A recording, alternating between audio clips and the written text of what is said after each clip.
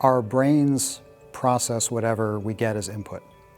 And we care a lot about novelty and a lot about new things. Something in general, in terms of perceptual systems, we're always good at registering change in any way. Why do we make first impressions? Our brains process whatever we get as input. And we care a lot about novelty and a lot about new things. Something in general, in terms of perceptual systems, we're always good at registering change in any way.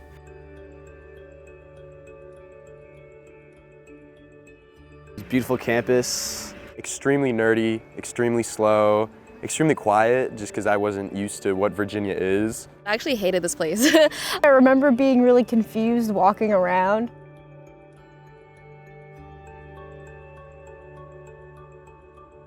So when you talk about a first impression, you're talking about some new experience, meeting someone for the first time. And so the newness of it, you are in the initial stages of generating a memory. That is a potentially powerful time. So I think kind of a separate question is what's going to influence that first perception, but that it has an influence is not surprising at all. That's just what you would expect out of any new experience. Why do we hold biases? It's not something that is always intentional, but when you talk about bias, you're really talking about prior experience and how it influences you. When you're talking about bias, you're talking about your sets of expectations about the world, and that has been shaped through your prior experience. Yeah. Yes. Kind of yes. I mean, I think probably. I think sometimes you just sometimes you don't express yourself like the way I guess you typically view yourself. Like you might come off and look back on it and be like, I don't think I presented myself the way I wanted to, I guess. I would say there's a kid on my floor named Dom who I've become very close with. And when I met him for the first time, he came up to me and asked me if I was the RA on our floor when I was moving in. And after our second interaction, I just kind of wrote him off as this quiet nerd. He would never hang out with me because I wanted to go out and stuff. And then literally around a week later, we kind of just became closer and closer. And then he came for spring break to hang out with me. So in cognitive psychology, a very common topic is the idea of schemas, which are kind of sets of expectations. Like you have a schema for if you go to a fast food restaurant, you expect to order at the counter, they give you your food, you take it to the table. Versus if you go to a fancy restaurant, you maybe have to call in advance and make reservations and they seat you at the table, etc. And you have schemas for all sorts of things, every kind of thing in life. And your biases really kind of reflect those schemas. I expect a certain kind of person to be a certain kind of way. You might have professors that expect, if you're a William and Mary student, I expect you to perform in a certain kind of way. That reflects a kind of bias. It's just sets of expectations we have. Part of also the reason we have these expectations that influence so much is because we are kind of cognitively limited in that we're not omniscient, we're not perfect, and so we take shortcuts when we do problem solving all the time. This was the concept of heuristics I talk about in my cognitive class. And so when you talk about a bias, it is a kind of shortcut. It's, I expect things to go this way, and that kind of frames what a bias is.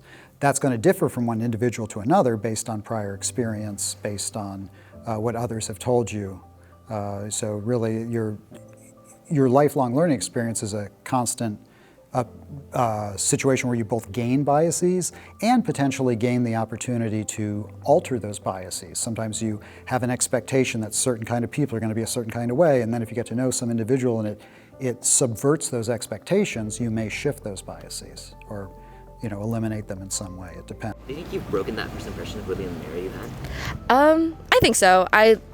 I think especially like now as a senior, there's a lot of reflection being done, just like looking back at who I was when I first entered college. So I do think so, and I've grown to love and appreciate it. I genuinely do think it's transformed me, and I've met some of like the most wonderful people ever here. So I would say so, yes. Yeah, I feel like as an outsider looking in, it's always very like glamorous. So I think by getting to know the school better, I realized like that it's like not every day is like a beautiful sunny day in the spring where everyone's happy to be outside. Of William & Mary being extremely nerdy, definitely. I've found a lot of cool people that honestly I didn't expect to find. Like when I first got here, I expected to transfer, but I've met a lot of different types of people, and the mold has been broken with the nerdiness. There's a lot more than just that. I like toured it twice, and each time it felt like a completely different campus because it was just like, I don't know, all the streets were going in different places, and for some reason I was like, there's too many trees. Should we trust our gut feelings? No. When you talk about a gut feeling, you're probably talking about a very quick, rapid assessment of a situation. And often with that, you're talking about cutting out high-level processing. You're talking about prefrontal cortex doing the more thorough evaluation of something, thinking deeply about it. The gut level, it's not actually coming from your gut so much, but what it is it's very rapid processing that's not involving a high-level, thorough evaluation. Gut level reaction is more subject to those biases.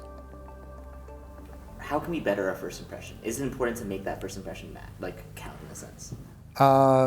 You know, in an ideal society, there shouldn't be so much weight placed on first impressions because there should be a lot more forgiveness and understanding in relation to not everybody is at their best at every single moment. And there can be a situation where somebody could, not be kind of at the top of their game because they're tired, et cetera, and we'd recognize that. And you'd evaluate someone with more thorough criteria, something deeper. In the real world, unfortunately, first impressions certainly can matter, but they're not the be-all, end-all. If you're working with somebody and on the first day things get off in a poor manner in some way, that doesn't mean there isn't an opportunity for redemption, but it's more work for yourself if you need that redemption versus if you don't.